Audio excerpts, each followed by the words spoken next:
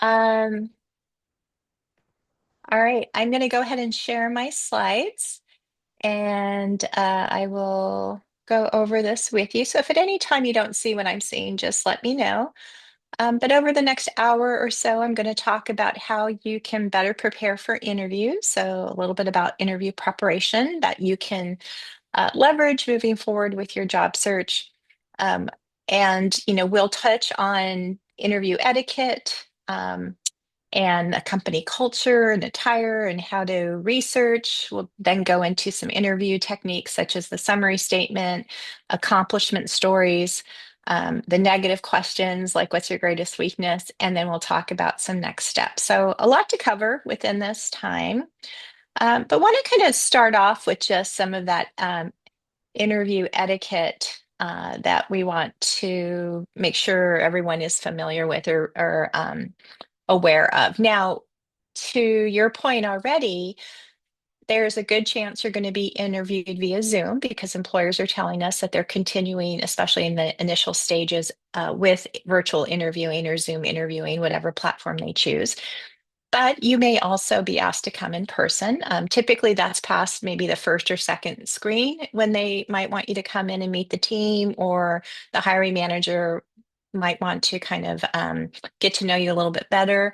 But it really just depends on the organization. So be ready for those in-person interviews or the virtual interviews. And the material we're going to go over today will help prepare you for either situation.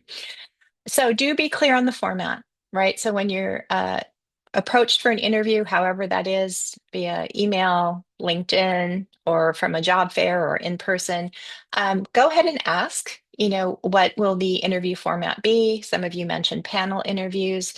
Some of you mentioned one-on-one, and it can vary.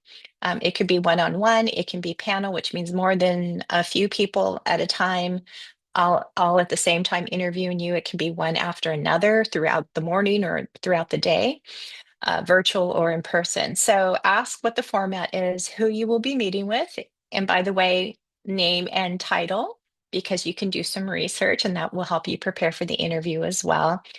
And the times that you would be meeting with them, because that's really important for you to manage the time on your end as well. So if they've only allotted 20 minutes and they're asking you interview questions, you want to make sure you get through the interview questions within that time.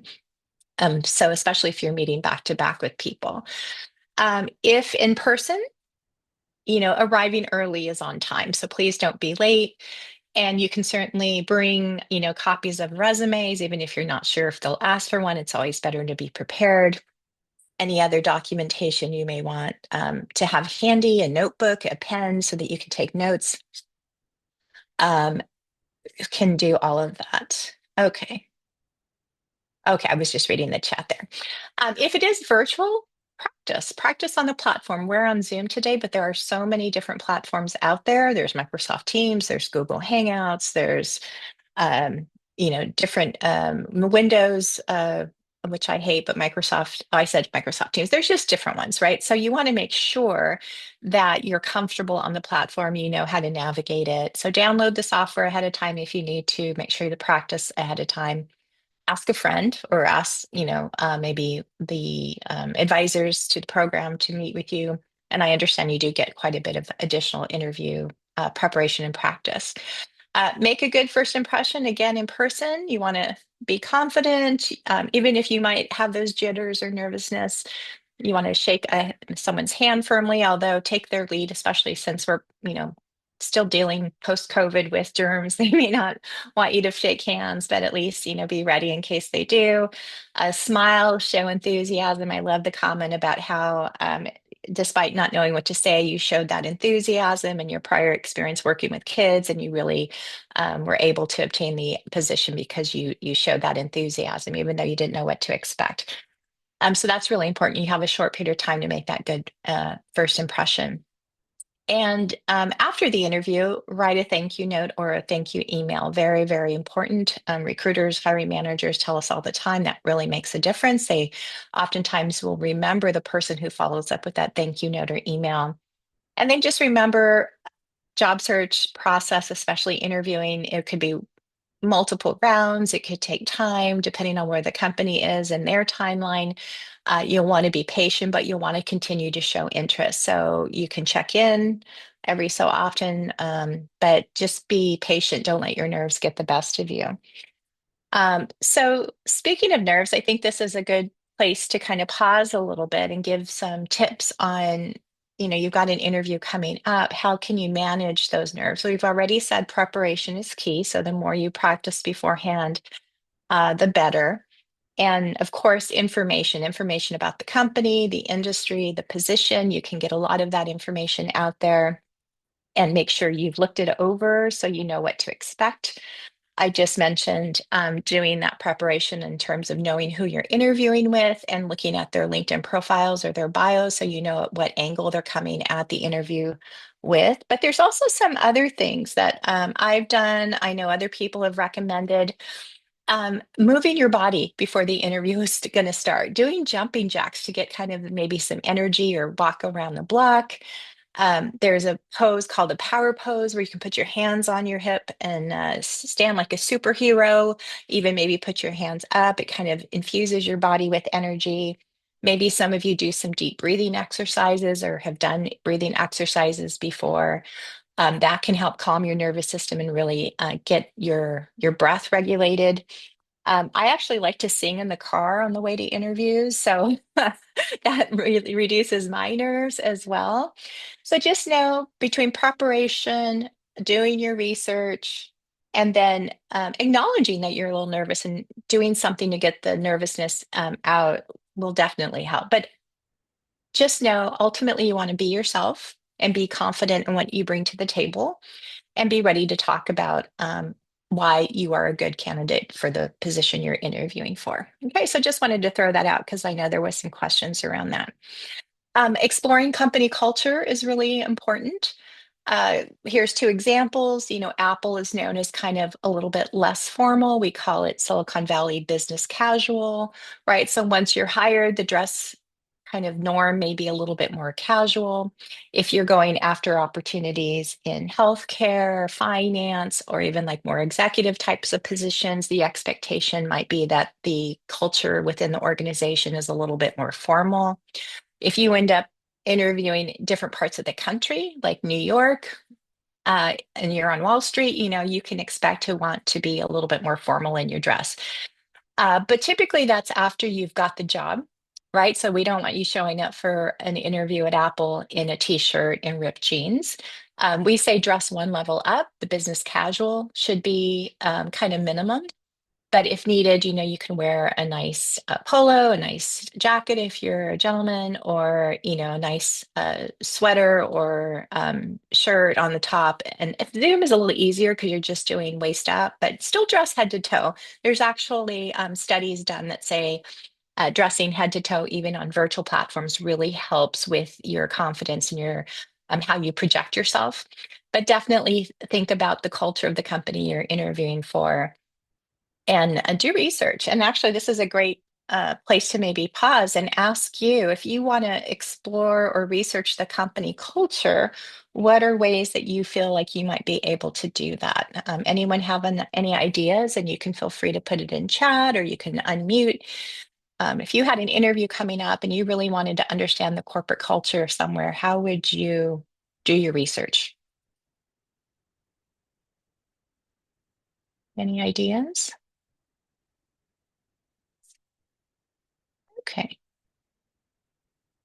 So let's see, there's something in chat here. Website. Yeah, good. So look at the company website on the web. Just go straight to it, review all of the different kind of tabs there. Similar to a company website, there's also LinkedIn company pages. And on LinkedIn company pages, there is like, the company overview page, the about, life at, which is typically their page where they're trying to do recruitment. So there might be videos, research the products that they're mentioning if they have events. You can also Google the company and see what articles come up on the internet to see what they're up to recently. Let's see, there's some more here. Look at LinkedIn profiles of people who work there. Reviews. Okay, yeah. So reviews are interesting because there are sites like Glassdoor, and I always tell people go there and look at the company page and the reviews there, but read it with a grain of salt. I kind of feel like it's like Yelp when people are reviewing a restaurant or whatnot. When you have a great experience, people don't tend to write anything, but when they have, something to gripe about, they tend to be out there. But it is one data point. So I think multiple data points will give you some good information. And there are places out on the internet. If you have friends or people who have worked there, that they would be another great resource to really understand or find out about company culture or kind of expectations. All right, so good ideas. All right, and then we kind of covered this already, but dress professionally for your interview. Business casual, formal, depending on the company culture. One level above is kind of the rule of thumb. And again, this just goes back to you're never able to make a second good first impression, right? So really think about how you'd like to present yourself and base it on, the company and the role, et cetera. All right, so that's pretty straightforward. What we want to go into now is really the different interview techniques. And all of these frameworks we're going to go over are going to help each of you feel more confident that you'll have a framework to follow when you're asked certain types of questions. So typical for the first question you're asked is called a summary response, and it's that question that gets the interview off to a good start. So either virtually or in person, there's maybe a little chit chat to get to know you or welcome you to the interview. And then they say something like, tell me a bit about yourself. Or why are you qualified for this job? Or why should I hire you? Or what makes you a good candidate for this position? Right? So that's typically the very first question that is asked. Always keep in mind the job description and the job posting. All right. So you don't want to just say, oh, I have three dogs and I like to travel. And, every year I go to Tahoe and ski, right? Those are great things about you, but they're not what the employer is really interested in hearing. What they really want to know is how are you a good fit for this opportunity that we have a need for? So, really think about tailoring the summary statement to your position and the company. Now, the great thing about a summary statement, once you develop it, is you can use it as your elevator pitch, which is used for networking. So, elevator pitch is called an elevator pitch because if you were to go into an elevator in a building and you press a button between two floors, if someone turned to you and said, "Oh, hi, tell me about yourself," within that time frame, you would have the ability to communicate something about yourself, right? And it's used for networking. So a networking summary or elevator pitch is shorter than a traditional interview response, but you can use it multiple ways. And that's really what I'm trying to get to. Just as a tidbit as well, if you create a good summary, you can also use that in your summary section on your resume or in your about section on LinkedIn, right? So they kind of touch on the same areas and then they're used differently, either conversationally or developed a little bit more for your written material. But these questions, pretty common in terms of getting the interview off to a good start. So some variation very similar to it you might hear as well. All right, so here are three candidates that I'm interviewing, and I've asked them the question, tell me about yourself. And each one has answered it differently. All right, candidate one, I say, thanks for coming in. Tell me a little bit about yourself. And they say, I don't really know what to say. What do you want to know? What do you think about someone responding that way? And again, you could put it in chat or you could unmute if you have an opinion. Do they seem very prepared or ready for the interview? No, right? They threw the question back at the employer. And that's never good, right? What do you want to know? So they just seem unprepared. They seem like they didn't do any of that work that we're saying is important to do. Yeah, Kimberly says no, they don't seem very ready or prepared. All right, candidate number two, tell me about yourself, says, well, I have good skills. I play the piano and I love traveling. And this is a really good example of they didn't really say much, especially as it relates to the position. Saying you have good skills is not very strong of a response. Good. And then what kind of skills exactly? And then something unrelated, like I play the piano and I love traveling. Perhaps later in the interview, if an employer were to say, tell me a little bit about what you do outside of work or what your hobbies are or what your interests are, then you could maybe bring something like this up. But typically, again, this is the first question, getting the interview off to a good start. They don't really want to know about these kind of extras yet. They really want to understand how you are a good fit for the position. So our candidate number three is doing a better job of explaining a little bit about themselves. They say, I'm highly organized and detail-oriented individual with 2 years of college education in general business. Of course, this is where you can each mention what your school or education area is. Um, they say my courses have covered accounting, inventory control, shipping, and receiving procedures. I'm highly accurate in reviewing documentation and maintaining records, and I enjoy working in a team environment and have a strong work ethic. That's a lot more specific in terms of who they are and how, again, it matches the position, assuming it's something business related. We're going to give you, again, more information on how to create these. So here's an outline. Typically, you start with relevant experience or internships or volunteer or coursework or degrees, because you want to kind of lead with that experience.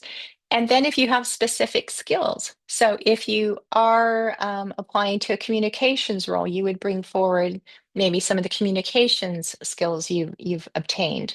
Or if you're applying to an engineering role and you have some specific technical skills, software skills, you would bring that forward here in your summary.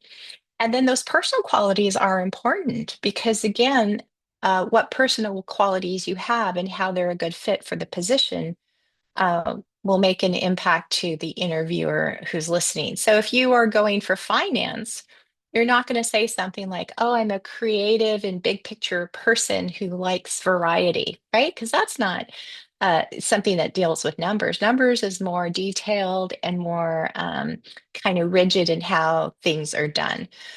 If you are using your personal qualities to match the type of position, that's going to be much better. So how do we know what to say here? We go back to the job description again and make sure you're trying to convey that you are a good candidate for the position. So here's a good kind of 5-minute exercise where we want you to think about the response to that tell me about yourself question. And I'm going to give you kind of 5 minutes. Pull out a piece of paper, or if you're on your laptop or notebook, you can type it in. But you can follow these prompts if you've never kind of had these prompts to follow, but add a little bit more information. Right? You could say, I have over X amount of years of experience in, or you could say, I'm currently a student at so and so college, entering my X junior year or whatever, studying what you're studying. And then you might want to say, my skills include, or my courses have covered. And I've also maybe volunteered, or I've done special projects, or I've done a internship, and then again, the soft skills as part of this. Okay, so I want everyone to kind of think about that, and I'll start the 5-minute timer.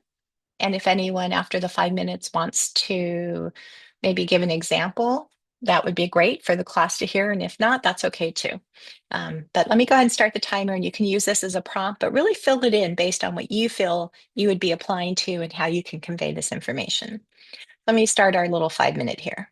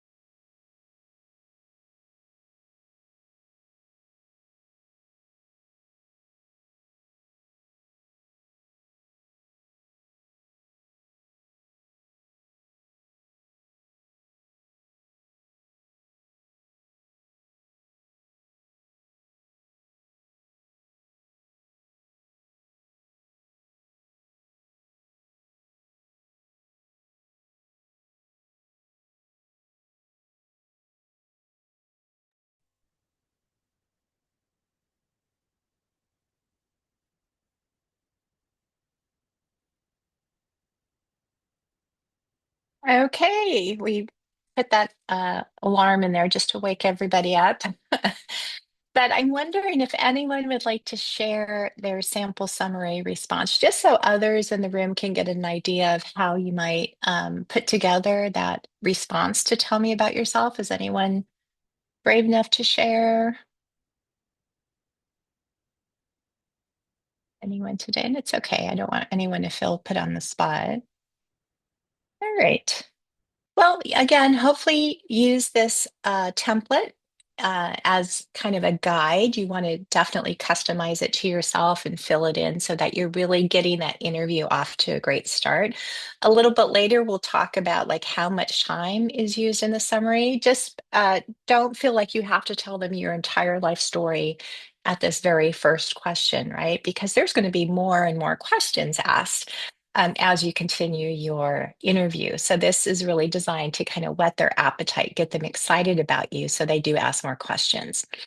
And key to the additional questions now we're in the body of the interview or the meat of the interview are these mini stories we call accomplishment stories or accomplishment statements. And we have an acronym at Nova called PSR. And I'll explain that in just a moment. But now we're in the meat of the interview, right? We're past that introductory question. Now we're going to start asking about uh, specific kind of skills or strengths. And you might hear these questions asked like this: What are your strengths? What accomplishment are you most proud of? What is your best quality? What did you like most about your last job? Or tell me about a time when, or give me an example of. That is a key to what's called a behavioral based interview question. They are basically telling you, I want a specific example rather than something that's just vague or non-specific. So just know that it's always best to answer these types of questions with a mini story. And we have the format to go over, but here are some examples of someone, candidate one, two, and three, answering these questions. And who would you hire? So, what is one of your strengths? Could be one of the questions. The first person, oh, I'm good at everything I do. Hmm, First of all, not true. No one's good at everything. And they sound like they don't want to answer the question, or again, not prepared. They could even come across as a little bit kind of full of themselves or not honest, right? So it's not a good response. Number two, not terrible. Number two says, well, I'm very dependable. I show up on time. I work hard and I'm willing to work overtime to get a job done. You can always count on me. It's not terrible, but it's also not specific.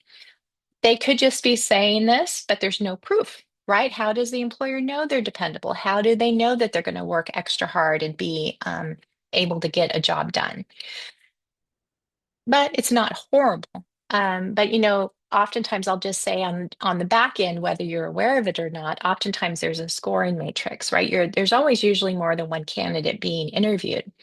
And employers do tend to score candidates against each other using a scoring interview matrix. So this kind of answer, if I was using a scale of 1 to 5, with one being a weak response, which I probably gave number one, but five being a really strong response, this would get maybe a 3, right? So keep in mind, it's not that specific. It's kind of okay, but it's not really telling the employer much. Candidate three says, I would say that one of my greatest strengths is my ability to learn quickly. For example, about 6 months ago, that terrible flu hit, and a lot of people were out sick at my current job. They pulled me into a different role to help out, and within 2 days, I was up to full speed and we were able to meet our customer service goals. Well, that's a very good example of how this person is dependable, learns quickly, and will get the job done, right? And that story about, oh, they got pulled in and had to learn something quickly and stepped in will stick with the employer when they're looking at hiring someone. So the format here is similar to a STAR. I understand that you are all somewhat familiar with the STAR method. There's lots of acronyms out there: STAR, PSR, task. Google uses XYZ. The idea is the same. So just know, Nova uses problem, solution, result, but it kind of mirrors the STAR format. So use whatever you feel you're most comfortable with, but I'll show you kind of how it's broken down. So your first answering the question with the strength you'd like to show. I would say one of my greatest strengths is my ability to learn quickly. Then you explain, we have the P for problem, but it doesn't have to be a problem. It could be whatever was going on. Or in the star, you're just setting the scene, the situation. 6 months ago, a terrible flu hit and everyone was out sick at my current job. Now, if you were going to put the T in there, the task, you might say it was really important to my employer that our customers not notice we were short-staffed, or it was really important to uphold our customer service standards during this time, right? That was the goal. Action is where you want to shine in the interview. This is where you're going to spend the most time, and we call it solution. What did you do? So put the detail here. Explain in the example step by step if needed. And as you're formulating these responses, this might be the one place where you're asking yourself, did I give enough detail? And if not, you're going to want to add more because the employer wants to hear about how you did something. And so, in that vein, be careful about using we. You could say a terrible flu hit, I got pulled into a different position. Our department was responsible for, but then you want to get into the we. I'm sorry, the I. I was asked to do XYZ and I did this well, or I did this, right? You want to make sure the employer gets a sense of how you worked within that scenario. And then the R is always a nice way to wrap this up. What was the positive impact to the company? In our example here, we were able to meet our customer service goals, or I was able to, answer that question for the customer and they were happy. Or we were able to get that project on time or that product out the door on time, right? So you want to have that R, the result. So very important that you build a lot of these. For the problem, if you are setting up a scenario, you don't want to go into the backstory because then that becomes toxic. So if I said, 6 months ago, a lot of people were out with the flu, and then you said, but honestly, I don't think everyone was sick. Some people were just faking it, and they don't, you start this whole backstory. Don't do that because it's going to reflect negatively on you. Just keep that part short. Just set up the scene. Again, the S, this is your gold. What did you do? Fill this in if the answer is too short. Make sure you do step by step. You can ask yourself the who, the what, the why, the when, the where, if you need kind of more information here. And then that positive impact to the company. How did it help? Did it save time or money? Did it make the process more efficient? Whatever that result is. Okay, and we're going to have the templates for that at the end that you can, and I believe you're going to be sent the handout so that you can use the handout to kind of fill in those. So work on a lot of those. Again, the key to knowing what responses to build up around is looking back at the job description. So get a highlighter, highlight some of the core skills and competencies the employer is asking for, and then start building some examples from those skills and competencies, and then you'll be ready. I would say have 8 to 10 to 12 even accomplishment stories in your back pocket to share because you never know exactly what the employer is going to ask. But the stories you create are your own. So I want to give you confidence that these are your stories. But I could have asked a question about a strength, or I could have asked a question about a problem that you had to solve. Or I could have asked a question about, when have you shown you're dependable? And that sample we gave, I could have brought forward for any of those types of questions, right? So having a good 8 to 10 to 12 ready to go is going to be really important. And then just so you know, this is everyone's least favorite, the weakness question, right? Tell me about a time you made a mistake. And here you go. Tell me about a weakness. Tell me about when you didn't get along with a boss or a coworker or a fellow student. What did you like least in your old job? And no one ever wants to answer these, right? Because you're immediately thinking this is negative. I don't want to present myself in a negative way. What do I do? How do I answer this? Well, let's talk a little bit about why they're asked. They're very standard in interviews. Typically, there's one or two of these questions. Um, they don't want your most obvious weakness. So again, I always run late. I'm never on time. Because an employer's not going to hire. I mean, Luis was the exception. They hired him even though he accidentally said that. But most employers are going to be like, "Oh, that's not good. Why would I hire you if you sleep in and you're never on time?"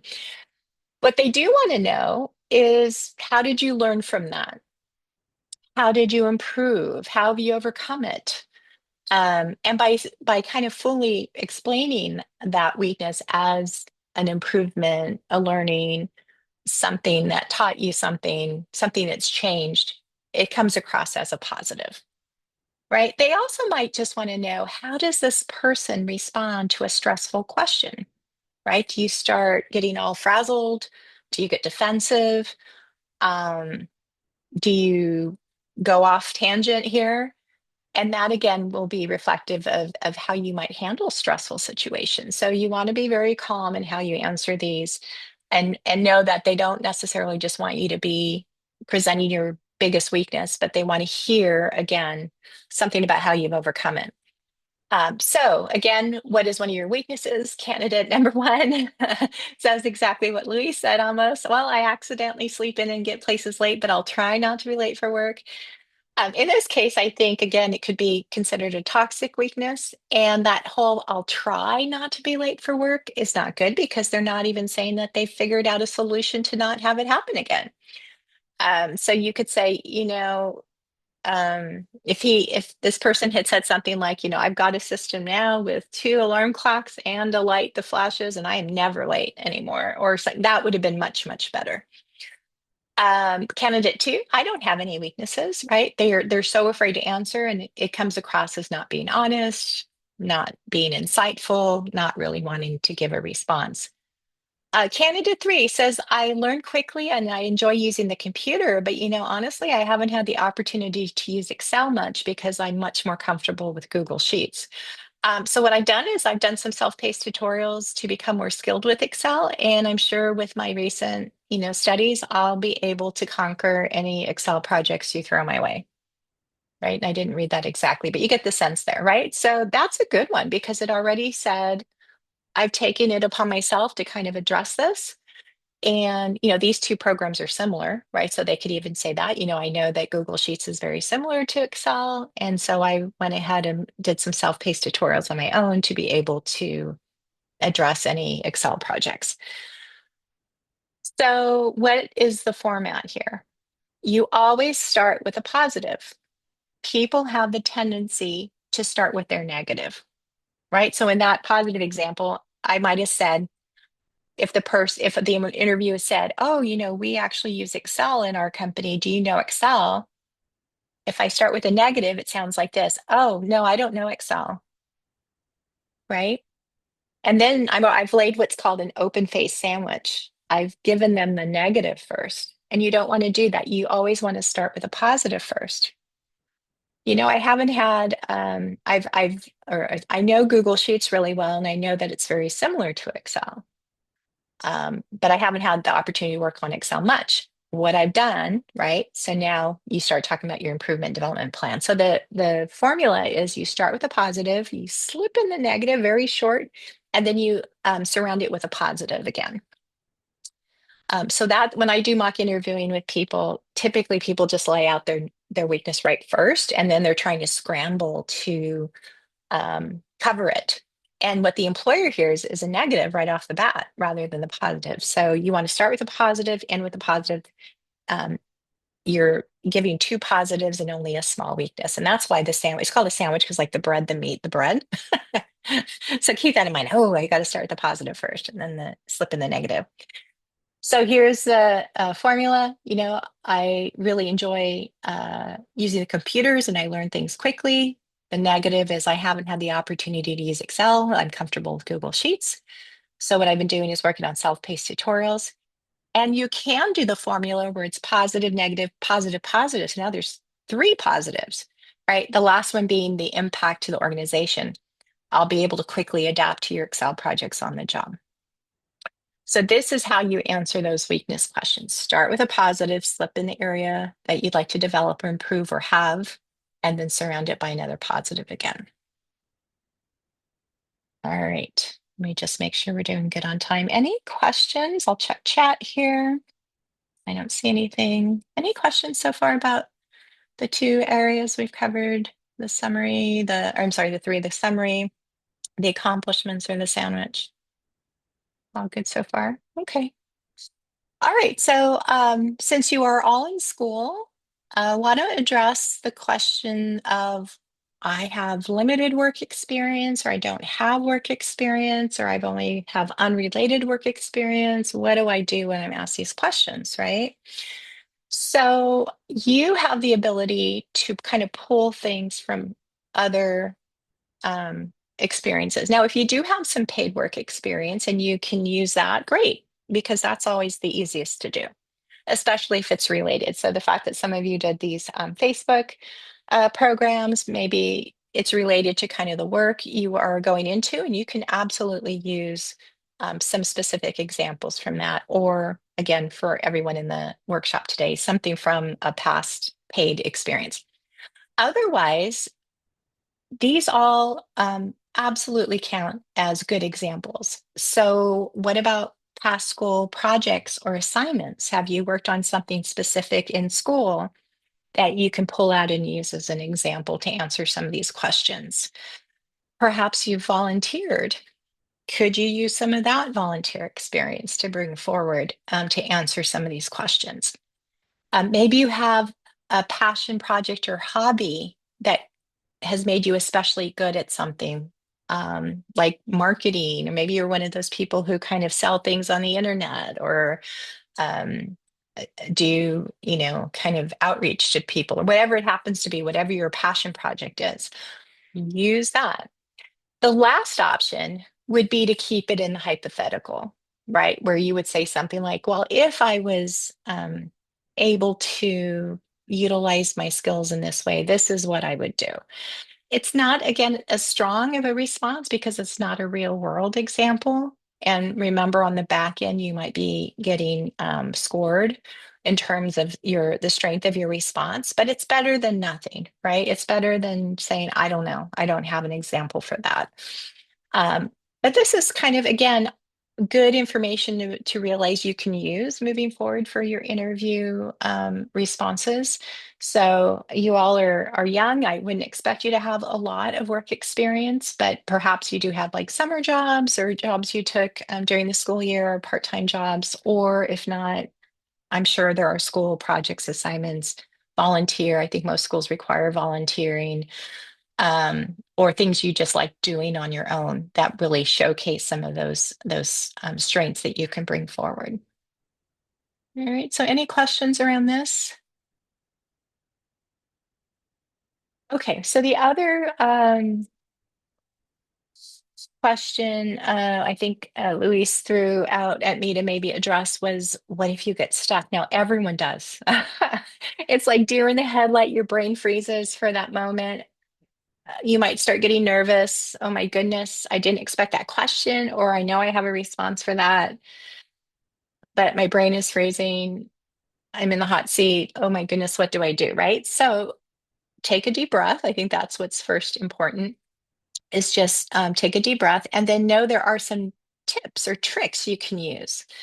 So if the interviewer asks you a question, you could actually kind of go, and then repeat the question yourself. How would I handle an angry customer? Now, what that does is you're giving your brain time to kind of think, and the interviewer sees you're kind of thinking, how would I solve that problem? Or how would I use Python to do this, or whatever it is, right? So it gives your brain a little time to catch up to the question and gives you a little bit of time to think. Another tip or trick is you could ask the interviewer to repeat the question. You could say, "Oh, I'm sorry, could you please repeat that question again?" It does the same thing. While they're repeating it, you probably heard it the first time, but you're using that time to think about how you might respond. Paraphrasing is another good way to make sure you understand the question. So, especially if you're not clear, paraphrasing is not repeating, which is the first one.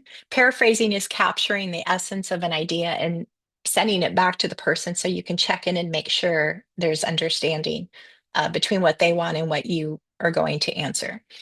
So you might say something like, "Oh, it sounds like you'd like me to explain a situation where I had to deal with an angry customer. Is that correct?" Right? So you're paraphrasing it, and they're going to say, "Oh, yes, that's what we'd like you to do." Or they might say, "Oh, no, actually, we're looking more about whatever." And so they clarify that. So if sometimes during an interview, they might ask the question in a way where you're like, "I don't quite get what they're asking," you can paraphrase and throw it back to get that understanding in the communication. And then you can also ask some additional questions or clarifying questions if that's going to be helpful to you as well. So, could you tell me a little bit more about what you're looking for in this question, or can you clarify a little bit for me what you mean by that? Right. And again, you're doing it in a conversational way. And so they will clarify or provide additional information. So don't be afraid to use any of these if you feel stuck or you need a little bit more time or the question is unclear, you're not quite sure what they're asking.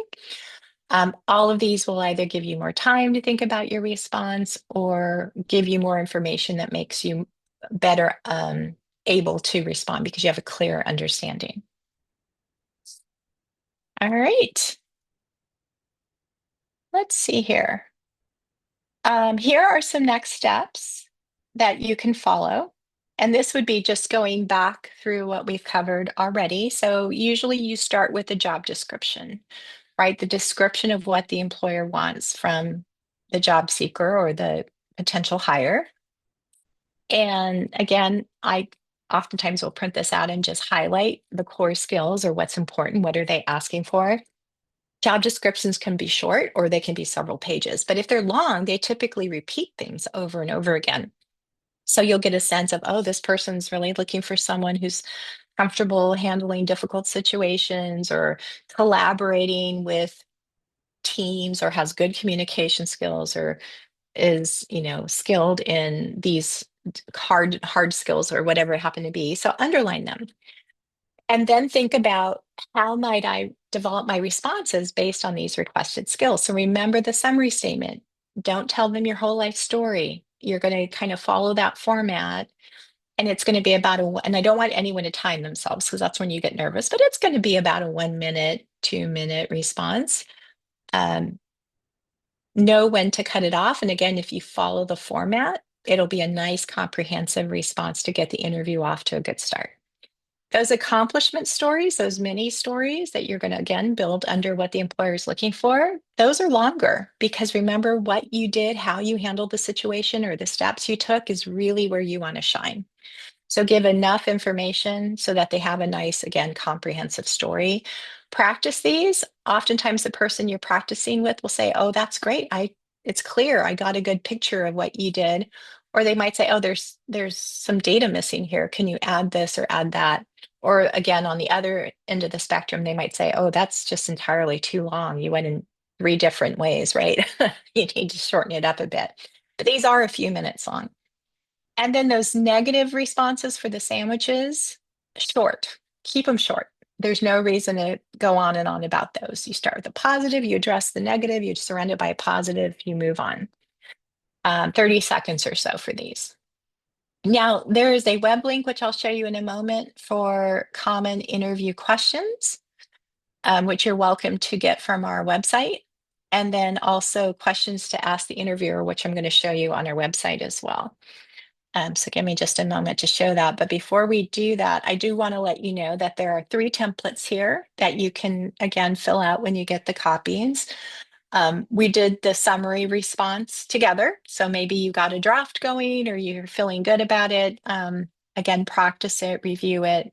Lots of places you can use the summary statement, but interview is what we're focused on here. There's a template to build that weakness, the positive, negative, positive. Remember, you can end with 2 positives, which is always great.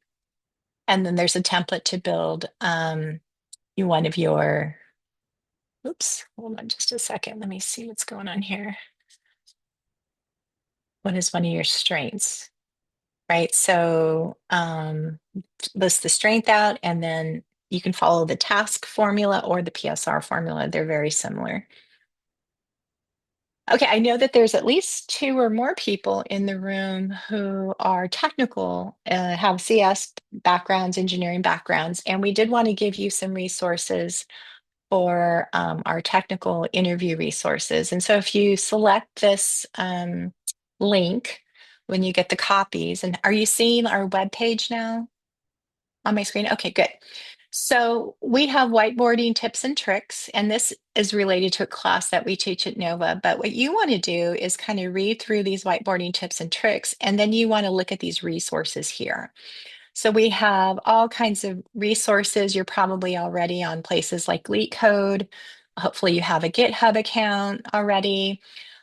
Stack Overflow is another big one, but lots of other resources, including even a book that you can do some practice technical interviewing. So for those of you who are CS majors, technical interviewing will be part of your interview. So what we addressed in the summary response, the tasks or the PSR response and the weakness questions are different than the technical interview. You'll probably have a combination of the two, depending on who you're talking to, but you're always going to have those traditional interview questions and then some of these technical questions as well. I want to show you, and hopefully, are you seeing interview questions now on your screen? Okay, good. So I can put this in the chat if you all want to grab it. Let me put that in the chat here. Oh, thank you, Whitney. You're one up on me. I love it. Thank you. And I just put these interview questions because this is a nice comprehensive sheet where you can look at common interview questions. Now, of course, we have the internet and we have chat GPT or AI tools where you could put into any of those AI tools common interview questions for, and then put the job that you're looking for. And it will give you them and it'll even give you more information. You know, how might I best respond to these questions? But you want to customize it, you want to personalize it to you. Don't just read them off the internet because it's not really going to be about what you're able to do, but it'll give you ideas, right? It'll, you know, internet can be there for good things, but just don't read it verbatim because we've had employers tell us that they can tell when people are using these AI tools and they don't come across as genuine. But good to get ideas, good to have like as a foundation to get your responses started. But you know, this goes over the common questions. So this first section is kind of really around that summary statement. We address some of those. Questions to help you understand you have the right skills. Those are those tasks or PSRs. These are more weakness related questions. Um, we didn't talk about salary requirements, but do your research. Employers can ask, what are your salary expectations or what are your salary requirements?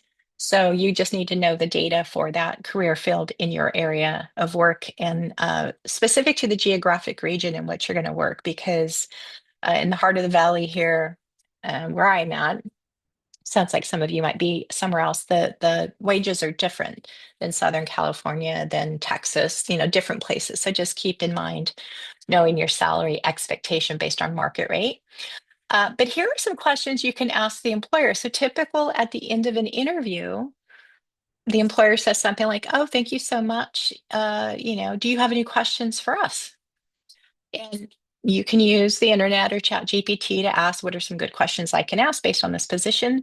But at the same time, here are some that you can ask. You can ask about skills and qualities they're seeking in the candidate. You can ask about the specific department or company's strategic goals. You can ask about challenges. Um, what would they like you to achieve the first 3 months on the job? That makes you sound like a real go-getter and you're getting a clear understanding of what their immediate problems are. You could always answer what they tell you with how you might help them solve that, et cetera, et cetera. So these questions are here and you could download this sheet if you like to get a better understanding of the questions or prepare questions that you might ask. And I'm just bringing the slides up just for one last slide here before I end the workshop. If you are interested in getting additional assistance from Nova, like I mentioned, we have a Sunnyvale office and then a San Mateo office, but the internet website, which I just showed you, and I'll put it in the chat, is open to the public. And oh, I just responded to Whitney with those interview questions. Sorry. Did you? Let me see here. Oh, you put them on there for me. Thank you. I accidentally, instead of putting that out. So I'm going to put novaworks.org. And you'll want to go to My Plan. There's a lot of internet content there that you do not have to be a Nova member to access. It's out there, it's publicly available. Anyone can use it. And again, from nuts to bolts, all around the job search, from your focus. We have assessment information to creating your resume, to getting ready for job search and strategizing job search, to interview preparation, salary negotiation. It's all there and available for you all to use. All right. So, any questions, comments, anything unclear, anything you'd like more information on? Otherwise, thank you so much for allowing me to present to your group. I have a question. Hi. Yeah, sure. Um, this is probably like, I don't know if you've been asked this, but like, what if you have like a disability and like would they ask you that like at the end like because you know how like you were explaining Mhm, the recruiter would ask you like do you have any questions for me? You know like would mhm. you mention that in the beginning of the interview or at the end of the interview or like your Yeah, weaknesses? Just that's a like really great question. yeah. Typically, they will not ask you if you have a disability, because it is not, you're protected under the American Disabilities Act. Yeah, no, I mean Um, like when you tell them like mhm. yeah, like when do you let them know? That's my question. Yeah, that's a great question. So that's more about disclosure and timing. And I just put into the chat an organization called askjan.org. It's called the Job Accommodation Network. It's a great resource. They are the experts on advising individuals on the best time to disclose, if at all.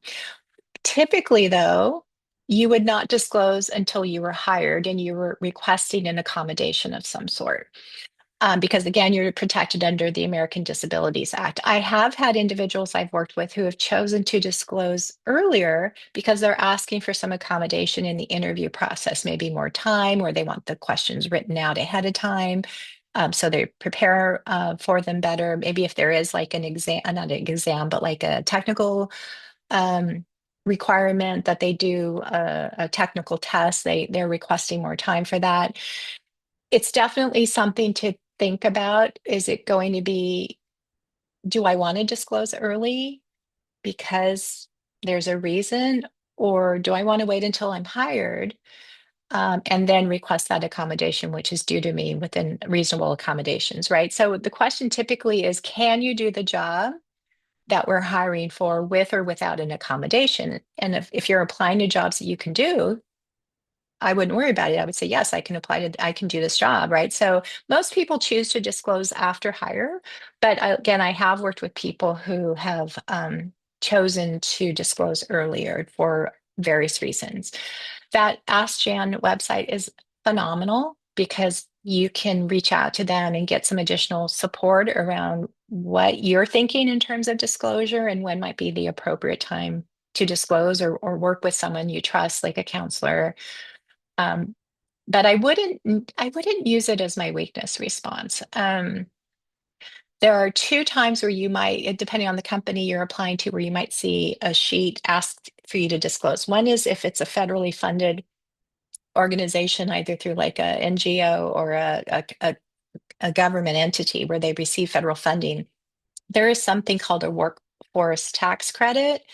And so in the application process, there might be a voluntary disclosure form if you'd like to show that you have a disability. And the incentive to the employer is a tax credit should they hire people who have disabilities. But that sheet should not be attached to your application. It actually is supposed to be separate until hire, right? Um, After hire, when they do the onboarding process, there might be another form where you choose to disclose. But again, you're protected under American Disabilities Act. You're not required to disclose until you need that accommodation. Yeah, good question. Any other Thank you. questions? Mhm. All right. Well, thank you so much for having me. I hope you got some good information. You're in good hands with Whitney and Luis in terms of getting ready for interviews and practicing. I understand they offer a lot of job search support, but I'll turn it back over to them for, otherwise I can leave. I don't know if this is the end of your meeting or